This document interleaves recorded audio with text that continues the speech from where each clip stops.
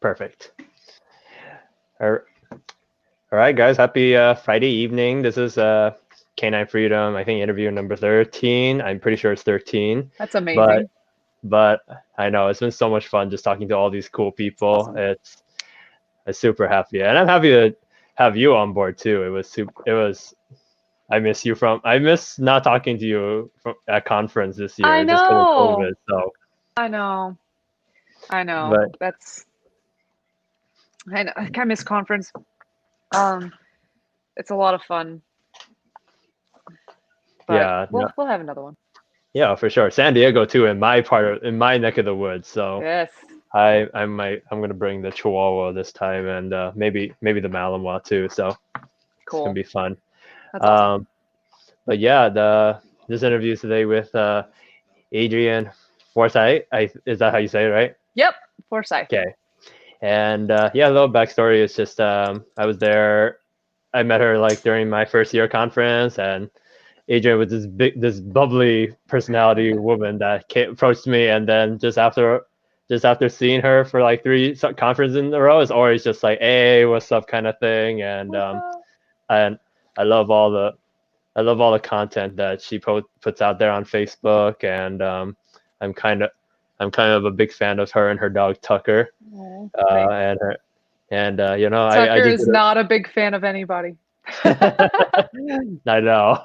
I was gonna ask if you could talk about that a little bit, but that'll be like if we got some time. I actually just Okay. made a video. I just posted a video about me working with my Malamo Nova, just like maybe 30 minutes before we just went live. So that's been.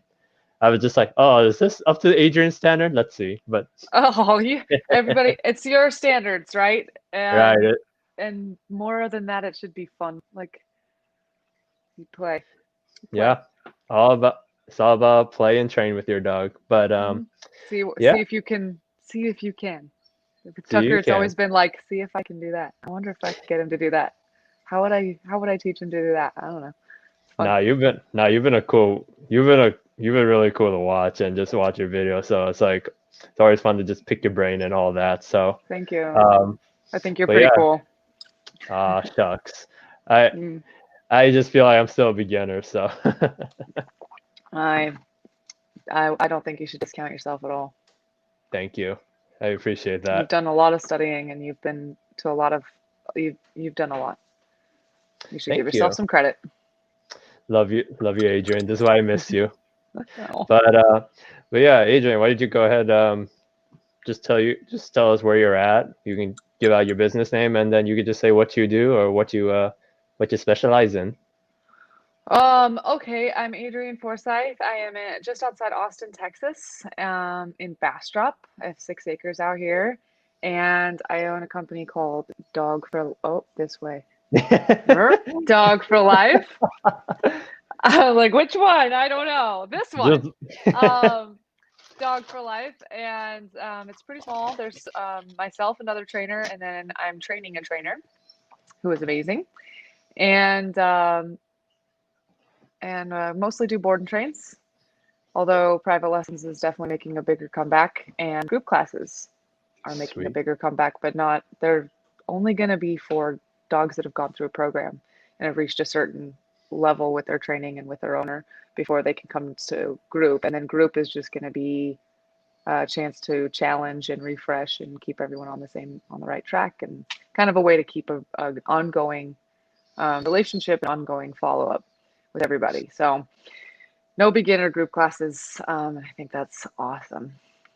I've never liked beginner group classes. I went to Starmark in 2016 and graduated from there and worked there for a little over a year, and then took a little break, and then I worked at Redmark Kennels and learned some stuff about retriever kennels while training pet dogs for about 9 or 10 months. I worked there, and then I started this business. And Sweet. this business has been going on since 2018, March Great. 2018. Yeah, I've watched and I've seen all the content you put out there, and it's just like all the cool things that you've been doing, especially with like since you've gone to like New Popo, just the things you come up Yeah. with. Yeah. I went to Silver last year. First, I went to Pat Stewart's seminar after going to ICP, to Mm-hmm. IACP conference, and then the next month went to Pat Stewart seminar in Houston, and then silver in November, then gold in April.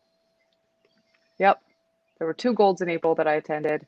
Then I attended another gold in July, a silver in August. I think that's where I'm at so far. I was supposed to attend another gold this month, but I'm too busy at the moment. Couldn't Right. make it.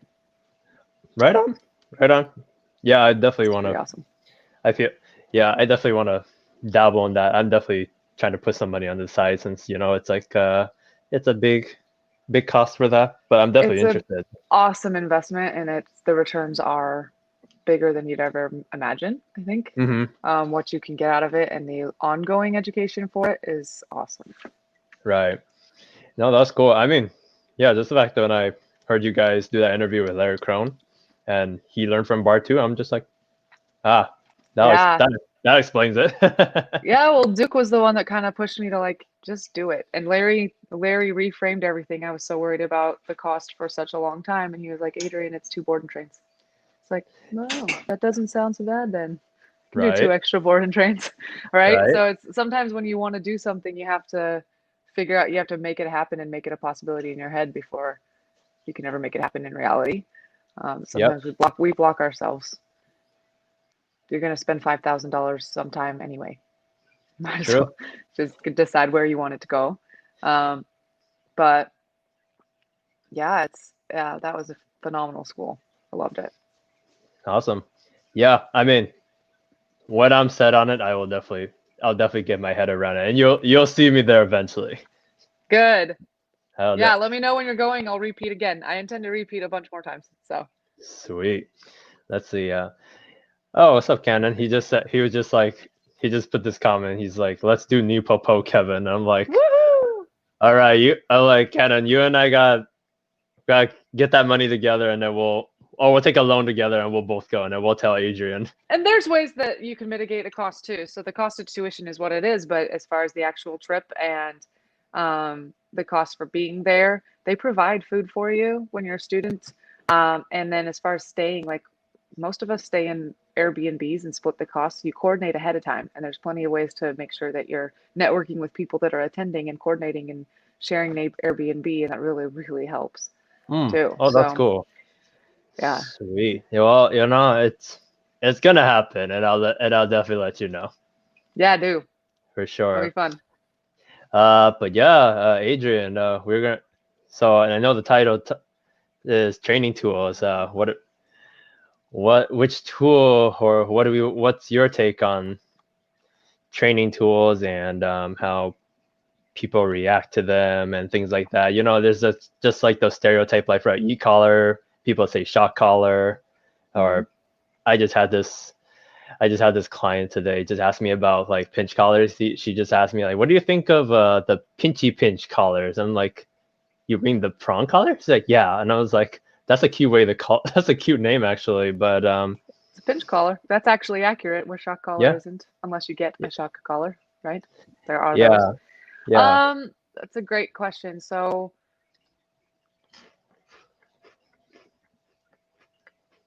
tools have been around for in training always. As long as there's Mm-hmm. been training, there's been some kind of tool. Um, I think it kind of breaks down to I tell my clients this, and I know I got it from somewhere, but I have no idea who to give credit to. So if you know where this came from, let me know because I sort of gather things and then forget where they came from. But Mm-hmm. I tell my clients all the time, the basic tenet of dog training is that you need to either control the environment or control your dog. And never will we have an environment that's 100% controllable. The best we try when we build facilities that are big empty boxes, we try to have a controlled environment, but even that, unexpected things happen or move or change or whatever. So we use things to control the dog. A leash is a very basic one, crates, muzzles, any kind of tool. Mm-hmm. When I talk to clients about tools, and I have leads, people that I'm talking to ask me these questions ahead of time too. What's your methodology? Do you use purely positive? Do you use clickers? The answer is like, yes, a whole lot of Mm-hmm. clickers. Everybody gets a clicker. And that's a tool, isn't it? Yep. Food is a tool if you use it that way for training. So I believe that tools exist for leverage and to add clarity. If they're not doing those two things, then you're probably doing it wrong. Mm. When we use a slip leash, if the slip leash is an inch thick and we might need to go down to half inch, 3/8, something smaller, it's usually a leverage issue. I need to have a little more control, but without having the necessity to add more force, right? Hmm. And so we add smaller area to put the pressure on so that it requires less force from me. Prong does that really well. The area that is on the dog's skin from the collar is a tiny, teeny, tiny little bits all around the neck compared to a leash and collar. Is it necessary all the time? No. No, Yeah. I hardly ever use them anymore, to be honest, the prongs. And I have nothing against them. I just haven't found them as necessary because the way I was using them was a little bit more forceful. There's nothing wrong with that either. I have nothing against force, by the way. Yeah. Just like I have nothing against clickers and treat training. I do all of that. And there's a time and a place, and there's a dog for everything. There's a dog for Yeah. every tool. Yeah. No, there's like I've And there's hardly 50 used. ways to train every dog. Oh So yeah. Oh you yeah. No. sometimes have to, we do a little bit of trainer math. How much time Yeah. do I have? What's the temperament of the dog? What's their drive like? What's their sensitivity, emotional, mental, physical sensitivity? And what am I trying to accomplish? Like, how much time do I have? What Yeah. if I can use the prong to cut off a week's worth of pressure and release from the timeline of getting to my goals and it doesn't affect the dog's demeanor and they learn happily, then I can do that very, very well. Right. Yep. So it's about leverage and it's about clear communication. If the communication is clearer, it will take less time for the dog to Hmm. learn. It doesn't Yeah. mean that we are that clear communication is not directly related to how much pressure the dog feels. Yep. And Yeah. prongs, No. people think that tools exist in a hierarchy.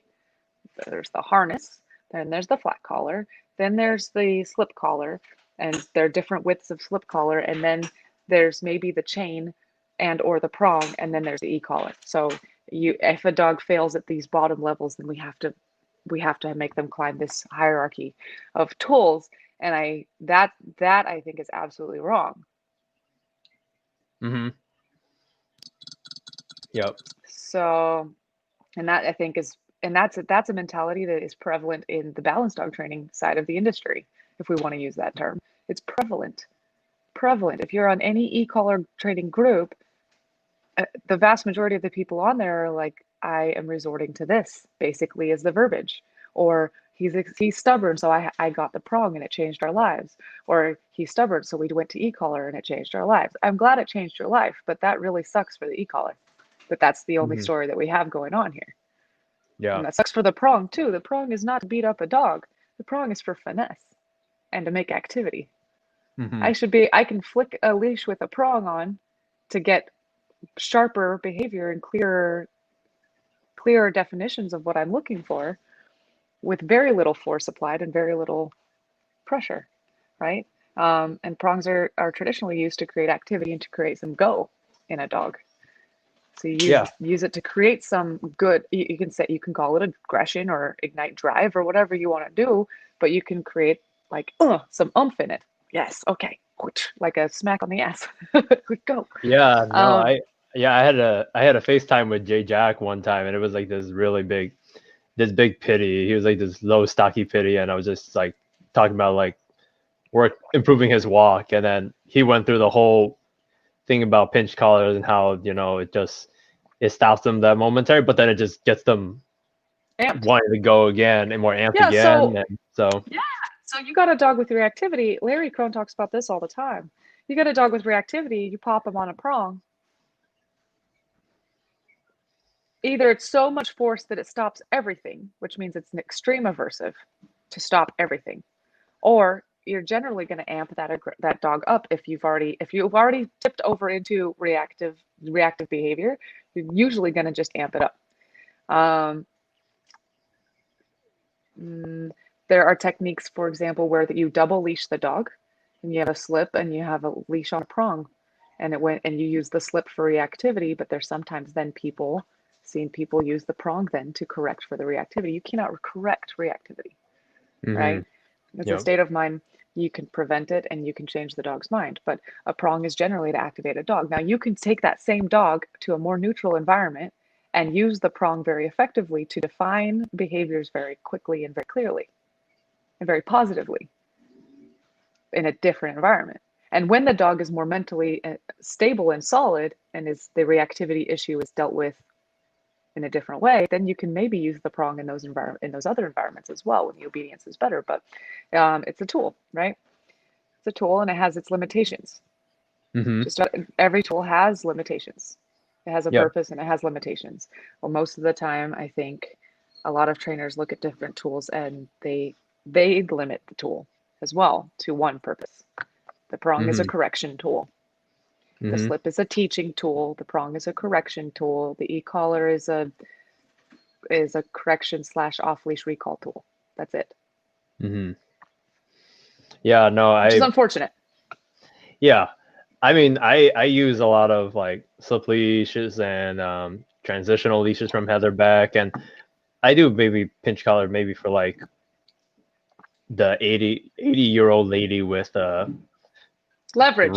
leverage kind of thing. There was like I can count maybe like one time I had to like do a harsh like a good pop on the pinch collar, but that's and of course it had to be like a golden doodle that was not good with Sure. dogs. But anyway, I was like I'm she's my guinea pig and I'm experimenting her. I'm working with her now and just figuring it out because it's just mainly anxiety that and yeah, Yeah. 6 years of being in the backyard Well, since a six puppy, years. and good with her four other dogs, but there was like one Chihuahua that was off leash in the middle of the night, and she just was very unlucky with her other dog getting broke the collar and chasing the Chihuahua towards the doodle, and he bit the Chihuahua. She bit the Chihuahua. Lucky the Chihuahua was so fat that they just glued her skin and didn't have to do anything drastic. So I was like, okay. But yeah, that one time I have not really I've never had to nail a dog with a pinch collar like ever, just because I don't really need it. Like all I need to do is just with a slip leash or transition, I just put steady pressure just to Well, so your verbiage, so I'll just, yeah, exactly. Because what you just said is I've never had to nail a dog with a pinch collar. yeah. If people are using it that way, that's not really going to be the most effective thing, I think. I think there's much better Right. ways to use the tool. But if a pinch collar activates a dog and adds fuel and gasoline, a slip does the opposite. It calms the dog's heart rate. It actually constricts blood vessels. It can remove air.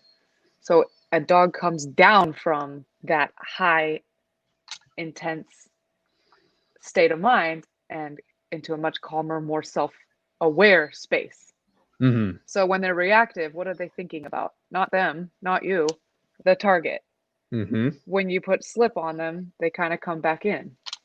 Yeah. And we use that to calm a dog down, make them think. Pressure and release is all about slowing things down.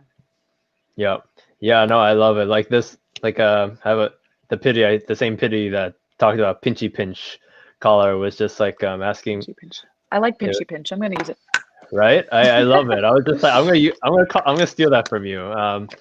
But he got a little whiny.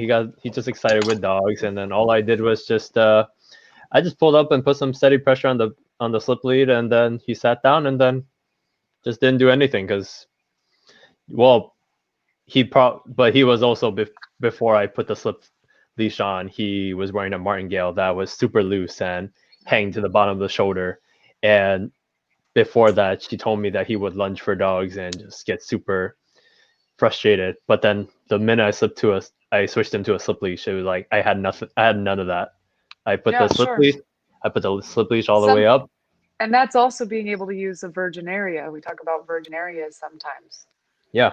right? So if he's used to feeling this way down low where it doesn't even constrict all the way, it's all the pressures up front because the martingale's too fat and too loose. Mm-hmm. Then all of a sudden you go up here, you not only do you have more leverage and control over the dog's head and where the head goes, the body goes, but it feels different. He's never felt anything up there. Yeah. That presents a really unique opportunity to find something brand new. Yeah. No, I compare the dog neck to like a 3-layer cake where it's just like the top part where I put the slip leash is like where the candles, all the toppings are at, like middle's choke, then bottom's pull. So just like I like to just narrate it for the Mm-hmm. clients and just give a better idea so then they're not always just like placing the collar in the wrong area because Mm-hmm. sometimes if you use the tool a little bit like poorly you could physically harm the dog, and not Mm-hmm. like and not like those Sure. pictures where it's like you see the dogs with all the holes in the neck and then they say, oh, it's because of the pinch collar kind of thing. Like that's definitely not.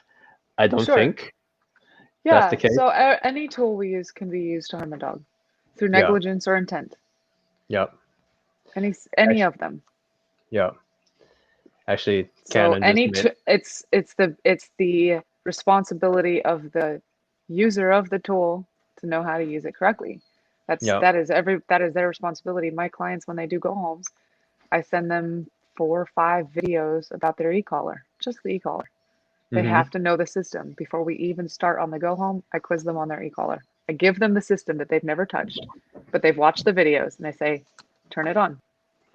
Now mess it up, change the mode, do all this, do that, troubleshoot this. What happens if this happens? What happens if that happens? It's important. Yeah. Yeah. No, for sure. Canon just commented. He said she just opened a whole new world for me, and with an emoji with like the head exploding. With what? I don't know, Canon. What did she say? If you have any questions, if I can clarify, I'd be more than happy to. Yes, definitely feel free to I actually brought comment all my and props too, because he said we're talking tools, so I brought all my props. You want to know what I think the most underrated tool is? what is the most underrated tool? This one. Is it People a forget how to use a leash, right? And right? I get lazy. I get lazy. I watch my own videos and I use the leash like a hobo. but leash handling is an art form, Yeah. and a leash but there's different the collars that I like to use. Generally, every client of mine goes home with a slip collar, Mm-hmm. one of these bad boys. Nice. I just bought a couple of those while I went to the store up in Sacramento. I love these. I They're absolutely great. love these.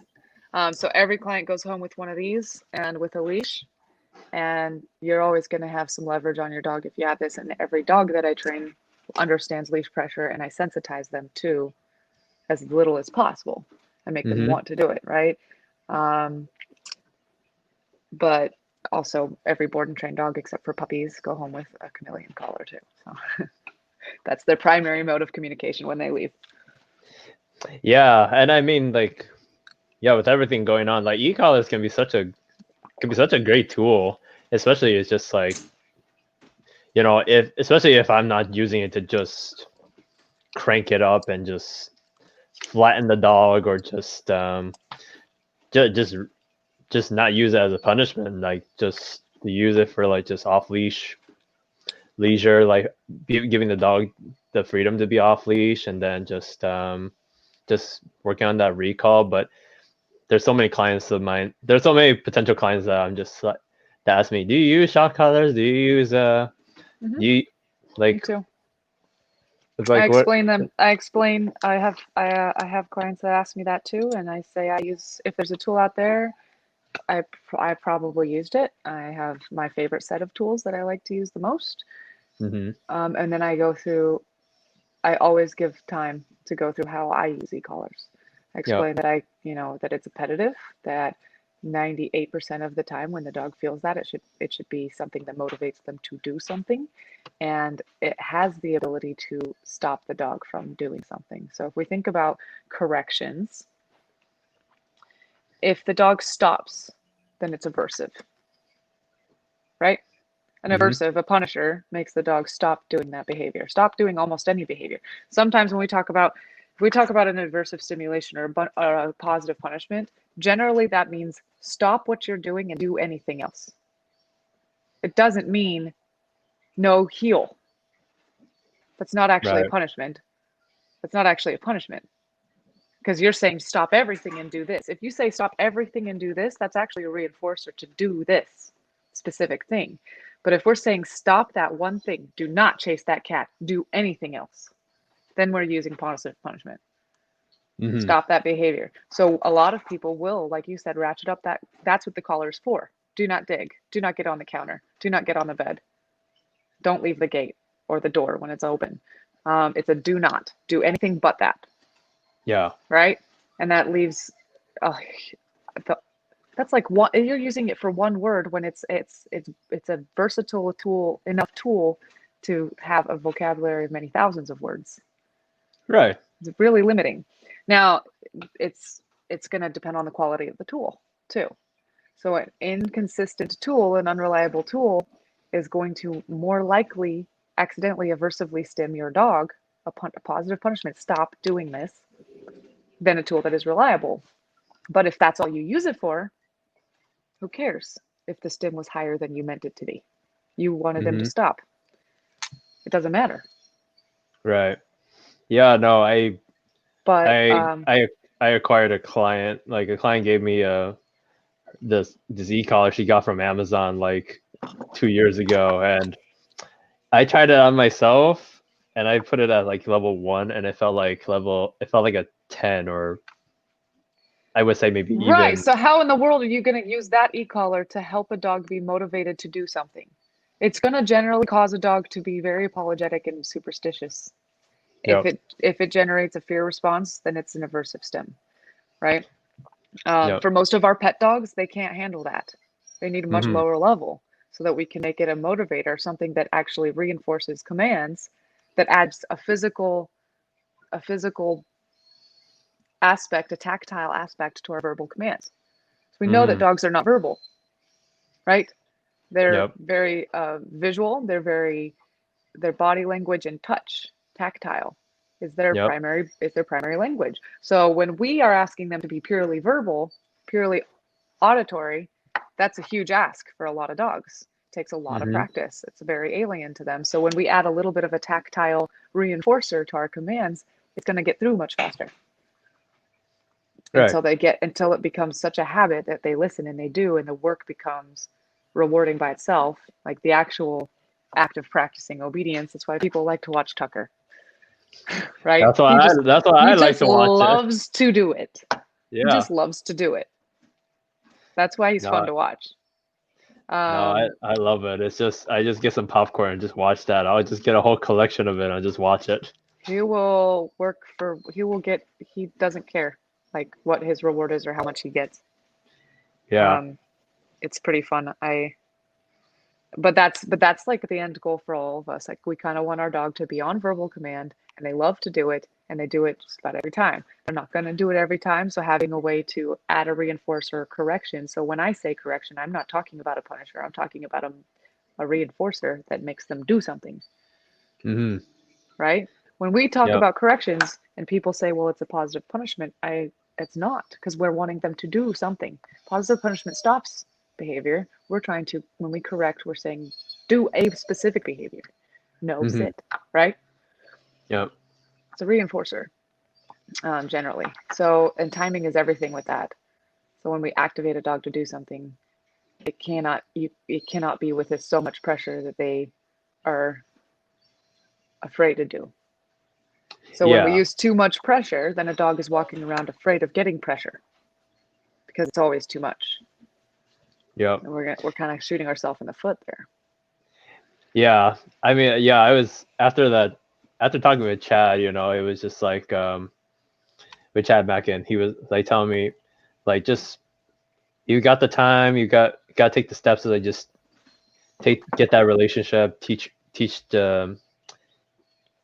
focus, but it's like easily if there was like someone that people just want like urgency, but people just want convenience where it's just like or cheap, because it's like $40 for just the Amazon shock collar, and then and then they're just like, oh, I'm just gonna crank it up, you're gonna start barking, and then boom. But then there's just so like people when they talk about corrections, everyone just thinks we're just gonna make them either fly with the pinch collar or they just You can't correct a dog for something he doesn't know. You might think you are, but yeah, that's not what the dog is understanding. So right. if the dog is confused and he doesn't know, then what you're doing is not a correction, Mm-hmm. right? Right. So yeah, Yeah. yeah. Chihuahua, what are you doing? He's like scratching the crate bottom for some reason. And it's just, oh Scratching the that crate bottom. oh that's why there's a treat. This Fatty, is my come here. little, y'all, I'm smoke free for just about 6 weeks now. So this is I call it my pacifier. It's my little vape, just in case Nice. anybody's wondering. Nice. Let me see. Let's see who we got here.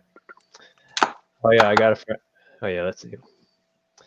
What e-collar would you use on an extra small fluffy dog? Extra small, like how small? Oh, he's like Cheslin. How big is Marley? He's like 5 pounds or like 6 pounds. He's like So this. teeny tiny's tough, right? Because teeny tiny's really hard. This is a size small chameleon, and the smallest dog I can put this on is generally 10 to 12 pounds, Mm, because they need a neck that's big enough for this to come around. This is actually on a 16, 15-pound Tibetan Terrier. I painted it. yeah, I love the Um, artwork. Thank you. It's really cute. And that's a pretty small neck right there, but a 6-pound dog, that's like his waist, Hmm. right? Yeah. So I have a 6.5-pound toy Aussie. So this is why I wanted to grab these for you. Here's a micro mini educator. I don't actually, Hmm. or this is a eCollar Technologies mini educator. And that's the brick, which for most larger dogs, 40 pounds and up, this is fine, right? Hmm. Yeah. So fine for size. I don't have a micro with me, but the micros are a little bit thinner than this, but they're about the Yeah. same width. They don't look the same width because they have the little wings on the side, so you can put the strap this way or this way. But Yeah. the brick is actually the same width. The receiver is the same width, but they're skinnier this way. But this is pretty big. This is the Martin Systems micro. I don't know if you can see how Oh yeah. It's a little bit. It's a little bit smaller. it's teeny tiny and it's way lighter. So if Mm. I hold it, I'll see if I can take this off of here. So I'm using this on this little 6.5-pound toy Aussie. I don't have a screwdriver here, which is shocking. I usually do have something like that to go open this. Shocking. Shocking because you have an Yeah, e-collar. shocking. But but but this is pretty significantly smaller than this one. Right. Okay. If we You got the see that? bottom of that brick, You see that Chihuahua? That's gonna and be yours. this is significantly lighter than the micro. So I really like that because it's not going to fall down the neck so much. And we Hmm. put it on this little teeny bungee collar for her. So she's got this little teeny neck. So this bungee, we need at least a couple inches when we tighten the bungee. And then these Hmm. little contact points go through her fluff really well. Right. They come with that. So I really like this. This is working well for her. Okay. So But anything smaller than that, yeah, she said he was 6 pounds. So 6 pounds, so this might work. yeah. This might work. Okay. You'd have to try it and see. Yeah. But I really like how much lighter it is for sure.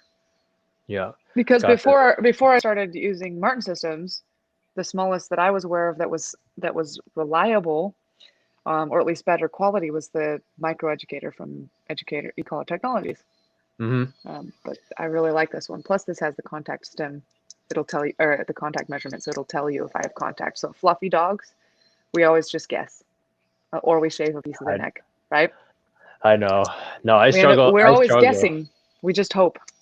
And that Yeah. also leads us to then raising the level enough to get an ear twitch or something. So then we know. But if you've ever found your working level on any e-collar, at what Hmm. point do you involuntarily twitch? Way after you feel it. You might feel, I can feel like a level 16 on e-collar technologies, but I might not twitch till we're getting up close to like 26, 27, 28. That's a huge jump. Yeah. And that twitch might just be this big. If I'm a human and if you're a human and I was the dog and this was my twitch, you might miss it. So you might make it until I can do this. Now we're in a level that's almost aversive. Yeah. And so a lot of people when they're finding their dog's working levels are waiting for the dog to twitch or the ear twitches or they look. If you see a physical response, it's too high already. Mm. Dogs can feel much lower than that. Okay. Yeah. No, Much lower than that. I had a Doberman. This was like when I was dabbling in e-collar. I had a Doberman for a board and train, which I don't do anymore. I put the mini educator on him, and then he just gives me this poker face. He's just very stale Blank. face and blank, and then I'm just like Yeah, so what happens when you have a dog that internalizes like that? I had a Yeah. Rottweiler that did the same thing. I'll never forget him. His name was Dixon. Yeah. I'll never forget Dixon. I didn't know what I knew. Well, I didn't know then what I know now. And so I just did keep raising that level. And he Yeah. didn't understand it. So he did nothing Mm-hmm. and just internalized it. And nothing moved, right? And I'm trying to teach him how to turn off this pressure. And he's just sitting there taking it Yeah. and freezing on it. That sucks. Yeah. That sucks. That's not helping anybody. That's not clear at all. Dog doesn't know what to do with it, and you're in a level that is too high. So Right. how do you find a working level? An actual working level. A level a dog can actually feel that they can't tell you or show you. They might not do anything to show you that they can feel it. How do Yeah. you do it? Let's talk about that. Just because I've only got the ear indicator, or just like maybe just the little look like a flea touched you or something. But I really want to learn. I really want to hear what you I would hear about rather work a dog on what feels like the breath of wind on your neck. You can feel a breath of wind on your neck, but you'll ignore it if it means nothing. that. But Mm-hmm. if it starts to mean something to you, you'll pay attention to it. You can feel it, right? Or a small touch as opposed to a mosquito bite or horsefly bite, Mm-hmm. right? We want to find the lowest level possible and make the dog sensitive to that in an appetitive way. So there's a couple ways you can do that. And it's all diagnostic. You start at a level 1, any e-collar, because all you have is time, right? Time and food. Right. So start at a level 1 and you can tap on it. Here's the other thing too. Constant pressure for a lot of dogs ratchets up the stress quickly. Like dogs that freeze and internalize, especially, or just freeze. Constant pressure, they don't get a break. You sometimes have to give dogs a break, which is why we use a lot of the tap, tap, tap, tap, tap instead of hold and release. You'll get a little more clarity in the thinking if you're doing a little bit more tap, tap, tap, tap. I've noticed some dogs need a little bit more hold and release, but generally that happens after they understand what they're supposed to do. Mm-hmm. Like, do it. Okay, thank you. Not when we're teaching. So when we're teaching and we want them to want to pay attention to the e-collar stem, I like to do a little tap, tap, tap. And if you do it, if a dog knows nothing, so I used to train a little differently than I do now. I used to train everything on a leash first and then teach the dog e-collar. Mm-hmm. I used their obedience that they already knew, the commands they already knew, to teach them the e-collar. Now I don't do it that way. Now I use the e-collar when I'm teaching. But you can do it either way. So if you have a dog that already knows some obedience, like let's say they know a place command and they have a terminal marker, a clicker. So they know if you shot.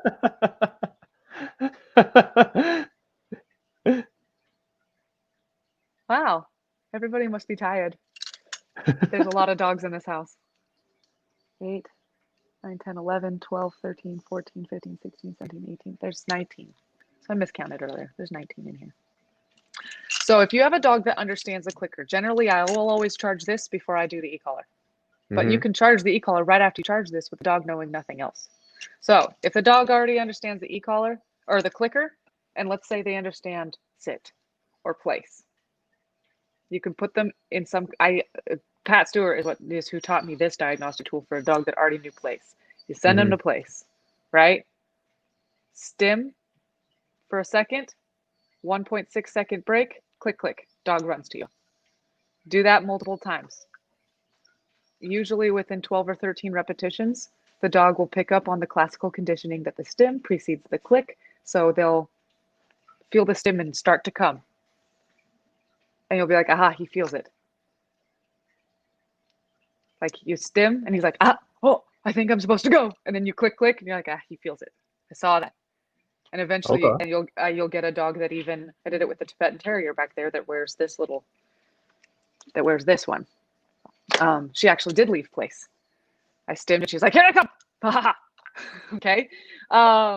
So almost it was the same as the clicker. Stim equals click equals come to me and get some food.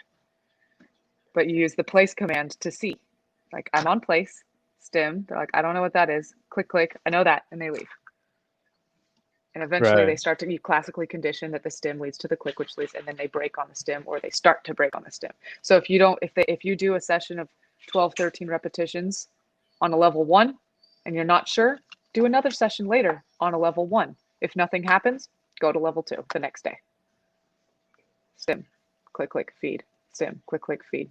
Okay, maybe not level 2. Then next session, level 3. Stim, click, click. Yeah, you're going to get it. That's a really easy way to do it. If a dog doesn't know place, so you don't get the anticipation, that's very easy to read that, like, oh, I think I felt that, right? If you don't have a dog that knows something like place already, you can just do it like you do the clicker. Stim, toss kibble. Stim, here's some food out of my hand. Stim, food. You should get to the point where the dog feels the stim and looks at you. Hello, you have food? Got it. Okay. Pretty easy. Yeah. Pretty easy. Now, and that's going to go much faster and work a lot better if the dog's being existentially fed, right? Yeah. If the only food that they're getting is happening during training. So their appetite is strong and they need to have some kind of appetite. So sometimes as pet dog trainers, we're dealing with very fat dogs or dogs who have been free fed or bowl fed and believe in the depths of their soul that they'll never be hungry. So they can skip this one. They're like, no, thank you. I don't need this treat or this particular, because it'll happen later. I've got something better to do. You'll give it to me later, because that's what happens at home. Yeah. Right? So, but once we have a dog that sees that existential feeding, or if a dog comes to us that already has some nice food drive, you'll get this pretty quickly. Right. And it's very humane, and you actually do find the lowest working level. Yeah. And you might never see, except for the dog going, ooh, I want that. You don't see any other involuntary physical response. So the dog is now, I felt that. I felt that. If every time I touched you with like a blade of grass on the back of your neck and then turned around and gave you $5, eventually you'd feel that really fast. And you turn around and be like, $5, please. Right.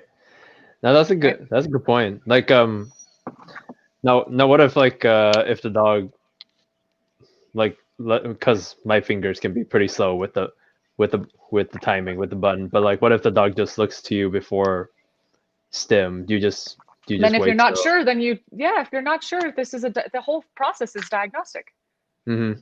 Right? So if the leash is slack and the dog is sniffing the ground and you stim and the dog looks at you and you're like, I don't know. Well, all right, set it up again. So if the dog then consistently, so you still feed him, right? Yeah.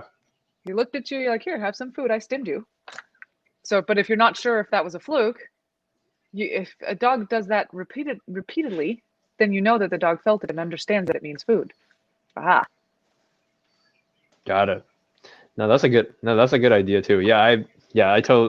Going back to the fluffy dogs and the whole guessing. Awesome. This is an awesome one. Yeah. But little, it's teeny tiny. Like the camera does not do the teeniness justice. Very little. Very light. Very light. And Cheslin, the brand it's Chameleon, right? And then so Martin System is the company. Chameleon is a patent that's for the collar that looks like this. Okay. This is a Chameleon collar by Martin System. This is the Martin System Micro. Martin System Micro. Okay, cool. Micro collar. So it has the same features that you'll see in the Chameleon, for example. This is saying, can you see the dancing lights? Da dun da dun Oh, I da see. dun I see da dun. it. Yeah, That's right saying, between the hi, two. I don't have contact. There's no contact with the dog's skin. Now it's just going to go blink. So it stopped dancing and now it's just blinking. There's contact. Okay. Oh, bummer. No contact. Now you have contact. That's huge for Ah, fluffy dogs. It's huge for any dog, for us as a trainer to make sure that we're not guessing, to make sure that our communication is clear and consistent. But with our fluffy ones, that's very, very, very useful. yeah. No, I can't. No No, I. contact. See how it's dancing?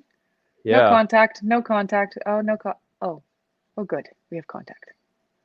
That's really cool. I just because yeah, I struggle with the fluffy dogs. Like I'm working with a dog that's was at the boarding kennel that I help out with for like that's been there for like 6 weeks because her mom broke her leg, and so I. he was just boarding there, and then I had to go get the comfort pad, the wings, Mm-hmm. to see if that helped. But to have something like that where it lets you know It's about the that's nice. The comfort pads can be tough too because this is flipping heavy, and we're trying to stick it on the side of the neck. Inevitably, we're fighting gravity. That's why these have to be cinched so stinking tight. yeah, Because we can't. We need the tightness to overcome gravity. And when right, gravity happens, the comfort wings and the comfort pad or the contact point slide onto the fur and we lose contact. A lot of hmm, times, not always, not yeah, always. If it's tight enough or the fur is the right kind of texture, the comfort pad, the wings might slide through it, right? But it's hard to know. yeah, And so the chameleons and the Martin system come with a lot of there are a lot of options for contact points, but this tells you yeah. for sure, which is so Yeah, great. I'll never go back. let's talk about the chameleon because it's just like when I first saw it, I was just like, what is this medieval thing? What is this? Yeah, like it looks so.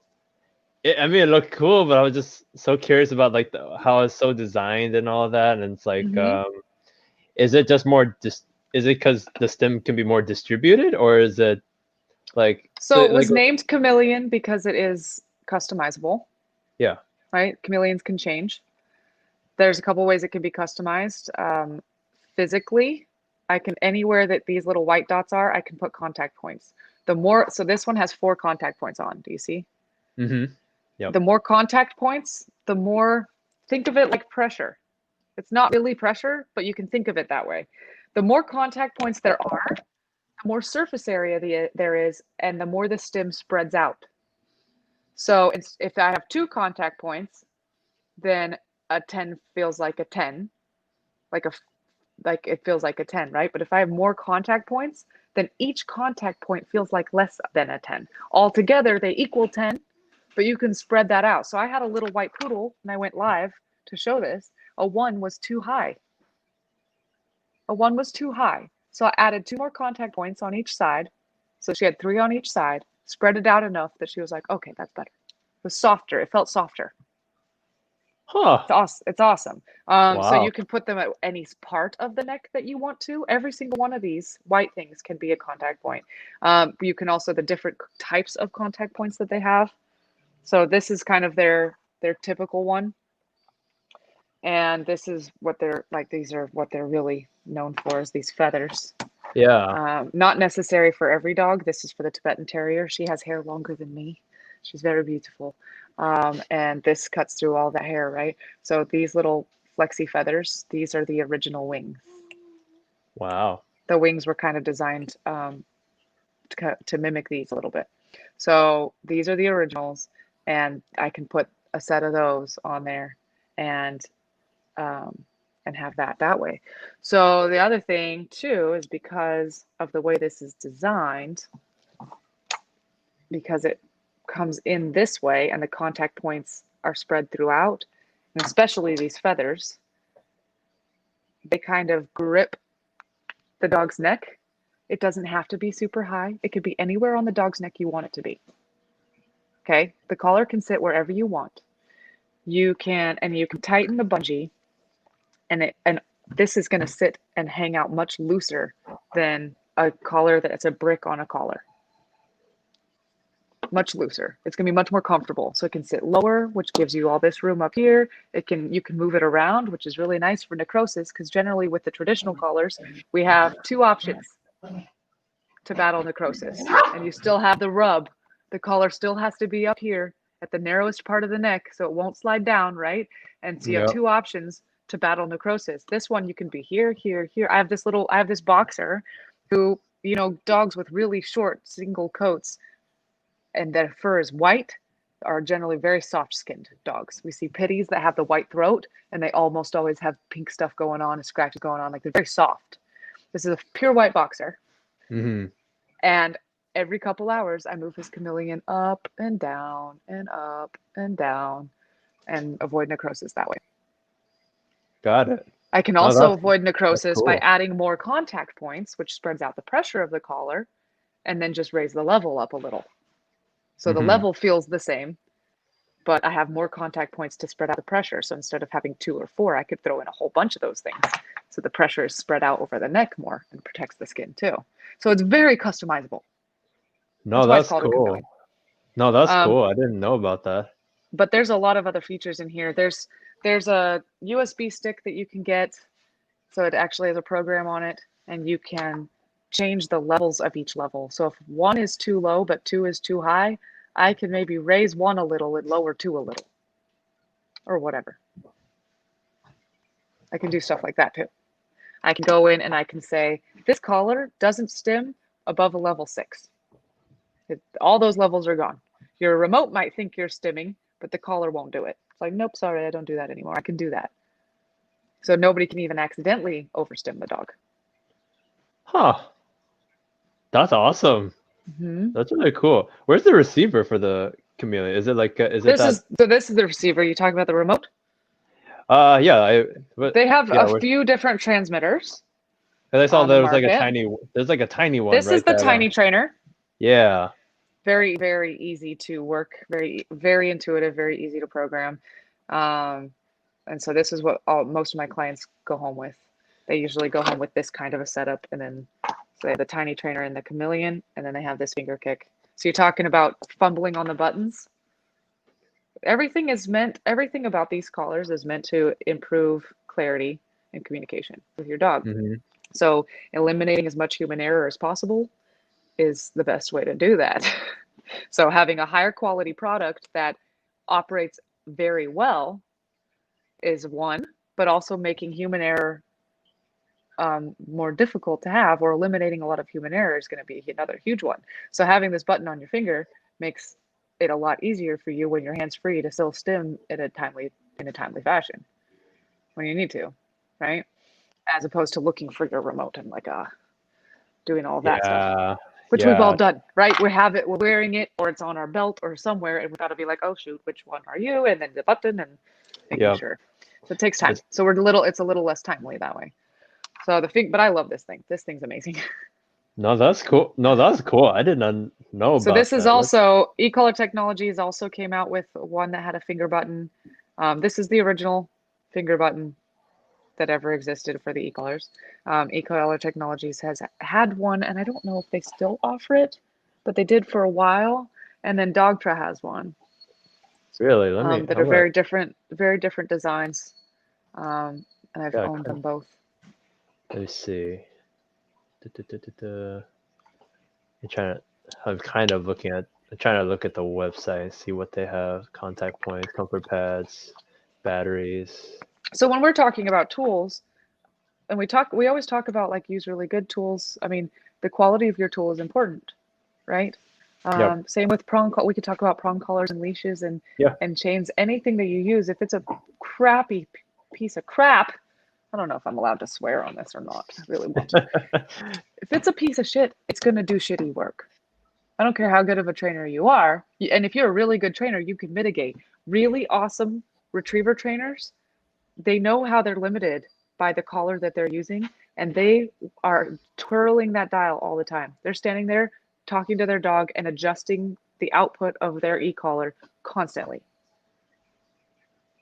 So Right. they're mitigating for the e-collar system. They're using the limitation of that system because they're that good. Most of us are not that good. right? And our Nope. clients are definitely not interested in getting that good. Okay. They just want it to work and they want the Yep. dog to listen so that they can have a peaceful life together. Chiro, I appreciate you, buddy. Um, so having a system that does most of that work for us and prevents a lot of the mistakes is huge. A huge mistake is contact. Knowing that we have contact Yeah. is huge, Yeah. right? No. I mean, I've had like maybe one or two clients when I was just after doing a go home, and I'm just like, hey, here's the e-collar, here's how we use it, and then just if you want to work on your recall, if you want to work on the off leash thing, you gotta work on it. But then it's just like I get clients that are like, oh, we didn't have time to do it, or we're just like, oh, I lost the remote, and I'm just like, okay, it's like, what do you want me? It's like, I can't make it easier. I can't make it easier for you, or just it's just like it's gonna take time, just because everyone wants that instant gratification, or everyone just Sure. like everyone wants cookie cutter kind of thing, where it's just like, Don't say that. If you believe that, then that will be true. yeah, But I can, when my clients hire me, the instant that I get $1 from them, I'm your coach now, and I decide what equipment they get. I used to give people right, options. I yeah, don't anymore. You're getting a okay, chameleon. Your price reflects that. mm-hmm. I don't sell them and make a profit, right? This is included in your program, and this is the only e-collar that I will work with. When people call me and they ask me, "Do you use shock collars? What are your methodologies?" And I can talk about the e-collar the way that I can talk about this and explain the functions that protect their dog and help them out. And I explain the way that I teach the e-collar, like I explained to you. Stim means food, stim means food, stim means food. And then how I pair that with the obedience. There's very little that anyone can find wrong with that. Mm-hmm. And they Yeah, don't. And they love it. And they use it. That's the other thing about the way I used to train and the e-collars I used to have. People wanted to get away from them as fast as possible. How many times have we heard people say, how long do I have to use this? When can I take this off? yeah, They don't ask me that with these. There's a huge reason why. Huge. yeah. I mean, you definitely, from the way you taught it and explained it, I mean, it's all really cool, and of course, just the quality of the equipment is really important too. And like for me, I still have It's ways to a go with it's a big deal to me, right? yeah, So I can only if I say I give it a huge I care a lot about your dog, then I'm going to prove it. I'm going to buy these and include them in your program, right? right, They're not cheap. Everyone knows they're not cheap.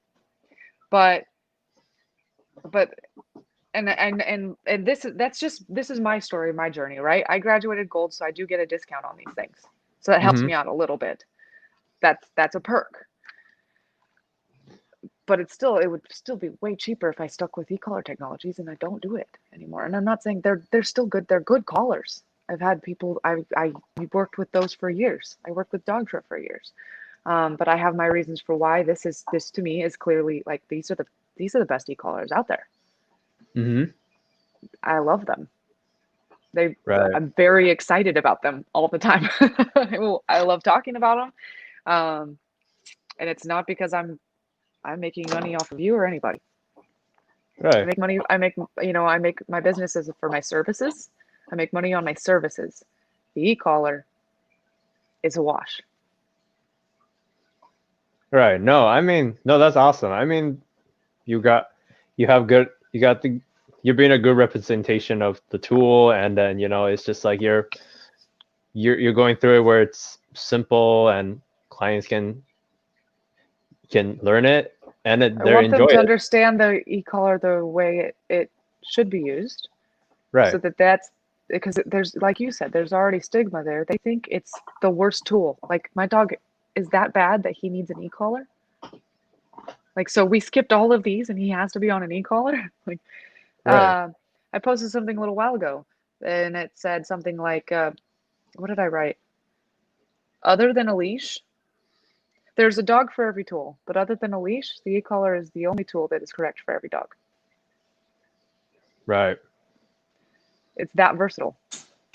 Yeah. Used right, it's that versatile. No, that, yeah, I mean, yeah, we as a community definitely just have to have a good, just have to represent the e-collars just really well, and I think we do it just by being good teachers and Mm-hmm. knowing how to implement it. Like for me, 100%. like I don't like, I'm still learning. I'm reading books. Me too. I'm watching videos, and like I practice with my Malinois Nova, and had fault. I have had failures. I've had some mess up with her. Like one time, crank. I figure she's now a level 4 on mini educator, but there's like one time where I had to go 40 because she was chasing a cat in the middle of a Okay. vineyard, Yeah. and then it was just like I want to use it. Like she's pretty responsive to it, but I just want to work on it where she's not like What's wrong with 40 if punchy. that's what it took? That is an aversive stim. You said Right, stop, do anything else, right, right? right. Don't do that. No, And then so when the you cat, use a the thing stim with the like cat. that, then well, Yeah, that's a good example though. If you're going to use it, that is where e-collars are also awesome. yeah, There is not another tool out there that at a distance I can stop a dog in his tracks and with a pressure that does not physically harm the dog. right. It does not physically harm the dog. Yeah. It does something psychologically, and in that specific scenario, I want it to. Don't kill cats, right? Don't Mm-hmm. do it. It's for the life of the cat. Yeah. If a dog's life or another being's life is on the line, it is absolutely and totally humane to use a more extreme amount of pressure. Yeah. 100%. Yeah. But that's not a level of pressure we use to teach. It's not a level of pressure we use to reinforce, Correct. right? But Yeah. that's a great thing about the e-collar too, is that I can do that. I can reach out and say stop Mm-hmm. now. Actually, there's a question that asking about that. I'm scrolling real quick. So e-collar help Remy, and Remy's this Pomsky has complete meltdowns when we leave the room. Okay, so this is kind of the Pomsky that I was asking you about. That he would lose he would blow a gasket when one of the family members would leave or things like that. But he would just scream bloody murder whenever anyone leaves the living room. But I don't know. What's your take on this question? If it's separation anxiety, it's not always separation anxiety. Right. But if it's separation anxiety, there's a lot of things you can do that will help him stop blowing a gasket that have nothing to do with e-collar. There is a way that you can help a dog using e-collar believe that you're touching him, which can soothe separation anxiety. So Mm. instead of, if you have a dog with true separation anxiety, we have a dog in right now who has a lot of actual real trauma, right? Not a made up story, like it's for reals. And he's lost his identity. He doesn't know how to dog, and he needs other beings to feel okay.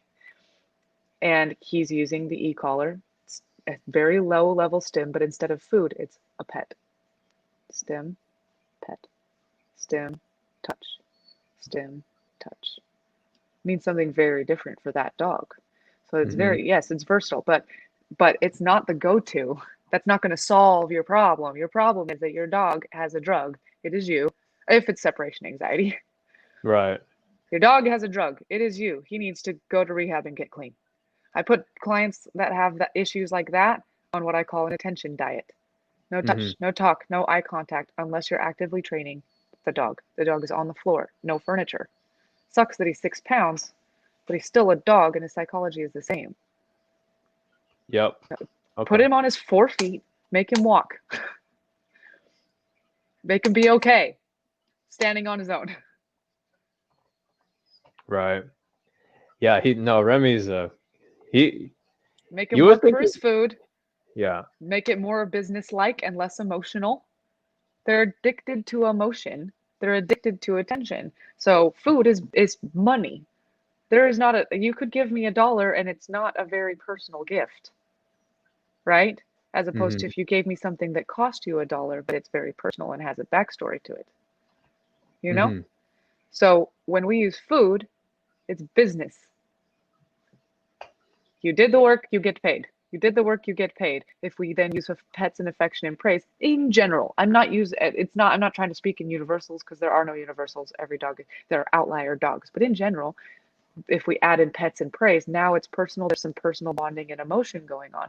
But food is generally very businesslike. You did the thing, you get some food. Good job. Especially if I stay neutral, which is a good thing for a dog like that. I stay Gotcha. neutral, I pay you. I'm a gumball machine. Yes. Good job. You did it. And if they're on existential feeding, that means enough. And that gives you some distance and separation for the dog to learn how to just dog on his own, which he Hmm. needs, if that's what's going on. But based on that comment alone, I have no idea. I think he can be a little bit of a brat too, honestly. Yeah. Yeah, because Well, I I've mean, worked if with they him a build lot. So. separation anxiety due to attention and all of that clinginess, they're usually spoiled to pieces. So they tend to be brats.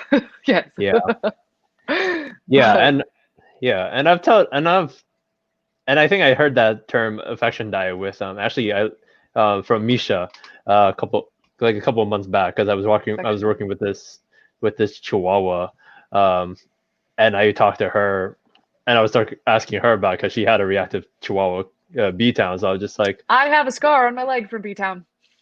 You really? baby. Yeah. I When love was that this? dog. He's awesome. When did he bit you? At the Pat Stewart seminar last year. Oh goodness. oh That was funny. oh oh B I love town. that dog. No, he's fun. I love his face. Mm, He's so cute. Let's see. smart. Yeah, Carrie just replies. He's a drama king for sure. And But sometimes we feed into that stuff. yeah, There are dogs that are born very insecure and needy by nature, yeah. but a lot of not as many Chihuahuas are born that way as we would be led to believe by their behavior. No, I mean look at this guy. He's just Oh, perfect. I He love him. perfect. But yeah, no, I mean yeah, Remy. I love this guy, but he's such a special case. He does not look anything like a Pomsky. Like he looks more wolf than Pomsky, Cool. and then he's just like twice the size that I would think he would be as for a Pomsky. I'm just like, what the heck are you? You are like 75% husky and 25% Pomeranian. I was like, you're a ripoff. But That's no, funny. I'll show you.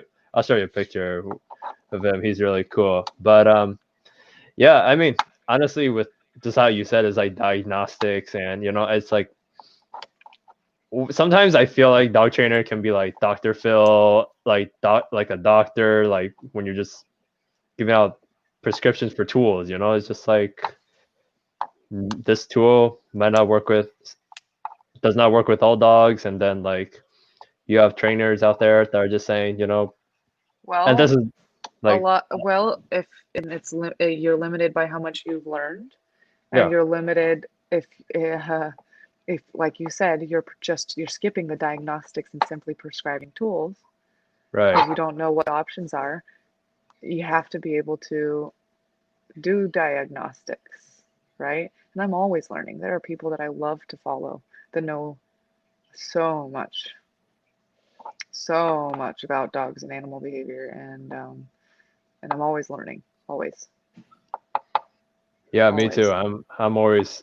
I'm always like even on my days off, I'm always watching something from like either Patreon, or when I'm going on drives, I'm listening to podcasts, or Yeah, like just when they're on YouTube, or when they're just putting some some things on Facebook, or like I have so many online things like Consider the Dog and all that, and then sure. it's That's a great resource. just going back and forth, especially with me being certified. It's just like as CDT, I'm just trying to keep up with everything, and then just trying to see what works for different dogs. And even just talking to you guys, just doing these interviews has been so great. Just picking up these little tricks and just bringing these out, and it's really fun. Cool. Yeah, And that it is. and It's fun listening to conversations that you're holding and other people are holding. Um, it's it's great to Duke Ferguson told me to avoid going broad, go deep. It's like you go to too many things, and there are things that work. Like I said, every dog, there's 50 ways to train every dog right, that are valid and valuable, right? right, But we can sometimes get ourselves a little too confused going to too many people that train too many ways that it starts to be a little bit like picking, like cotton picking almost, like, hey, you do this, you do this, you do this, you do this. And that's just human nature. We get a little bit like that. I do too. Yeah. But um, but you can't. But that, yeah, it's finding that balance, right? Like you can't ever learn too much, but at the same time, you got to kind of like bring it in when you're working with the animal in front of you. You got to bring it in. At some point, you need to make a plan and try to stick with the plan and pan it out. Yep. Yeah, I know. It's just like, I feel like I'm just mad scientist, just experimenting with all these different things and going back to the workshop when I feel like a couple of weeks it didn't work. Okay, we'll see what if this works, this combination, or just I'm always just figuring out how I can improve my group classes, or just how I can reiterate this and this, Yeah. or just implement things that, like, I want to implement what I learned from Chad when we were talking about pulling on a leash, and just all these little things, and it just I makes me think better. I think it's really important too to remember that you to stay consistent. We're building a language for the dog. So sometimes when we're talking about diagnostics, we need to look at what the dog has learned so far. What is the language the dog knows now? Because he's learned something. That's why he's behaving a certain way. And it's Hmm. across the board, right? He feels pressure on the leash and it causes him to pull. That's the instead of what we want, which is to kind of ease into it, right? Hmm. They've learned all sorts of stuff. So they learned a language. And so when we're as trainers, we're building a new language with new definitions to words, we need to make sure we're staying consistent. And every tool is a different language. Just because a dog works really well on a prong collar doesn't mean you can then put an e-collar on and use it the same way. You start at the beginning and build the language. You have to. It's a totally different language, a different dialect. So a lot of people skip those steps. We need to make sure our dogs, if we're going to use multiple tools, that they're multilingual. Hmm. You can't just flip around through different tools, but use them at the same level of pressure and expect the dog to generalize. Dogs do not generalize well, Yep. which is why we Yep. spend most of our time. We teach the behavior and then we're proofing it for weeks and weeks. Teaching the behavior takes no time. The proofing takes forever. Right.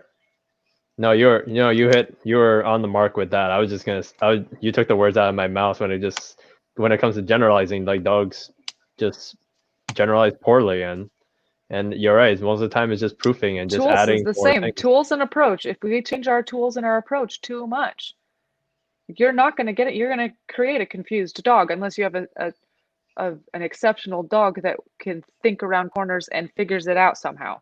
Those dogs make you look good. Doesn't mean you trained well. You know what I mean?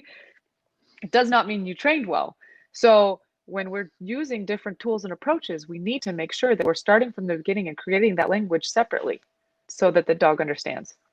But if we Right. blend things too much, or you know what I mean? Tools Hmm. especially. Tools especially. Yeah. Yeah. No, definitely, for sure. I mean, I'm always on a constant, just like making sure I don't do too fast, or just don't don't blend it to the point it's too confusing. I mean, it's just, I'm always just self-aware in that sense when it comes to working with my dogs and working with clients, just because I want to make sure I give them the best. I want to make sure what I teach is simple, but I want to make sure what I teach them is they get it, they retain the information, and yeah, I want to make sure I give them the best that I can offer. Especially, Sure. it's like, especially when clients are handing dogs to you and I to, like, help improve that relationship, or some dogs, it's like life or death, where it's like, if I don't get this dog trained, I'm gonna bring it to a shelter, or I don't know, some story of that kind of thing. It's Sure. just that just kind of thing. It just make just you We just have gotta a few of those in the house right now. yeah. It can be like that. It is like that. It is like that. Yeah, it's a big burden, for sure, It's but a huge opportunity. opportunity, yes, most definitely. um yeah, I mean, let's see. Yeah, I think we pretty much talked about e-collar and pinch collar and all that. Um, what were those owner myths that you you talked about? Like, which ones in particular were you thinking of? Uh, I was making dinner and we shoveled a whole bunch of dirt, so I never actually got the chance to make a list, but I'm willing to go over anything. I think we went over a lot of myths when it came to tools and language. I think that's really valuable. Right. Um, and I got to share a couple of my favorites. This is, I like these. The, I like actually, I really like the black ones, but these are really pretty too. Oh, look at Uh, that. Shiny. it's a pretty color. Um, but, right, and how appearances and stigma are different than reality or the Hmm. actual purpose for the tool. I think that's good. Yeah. No, that was awesome. Yeah, no, it's I mean, just going through all that, I'm sure, and I'm gonna put this on YouTube too, so I can have people just watch, and then they just have a at least they have a better understanding after watching this video. After you and I just elaborate on it, it's just educational for people, and then plus, it's always good to just talk about tools like that with peers, just because Absolutely. I mean, I do not consider myself Larry Crone or any expert in the e-collar field, just because I've so little.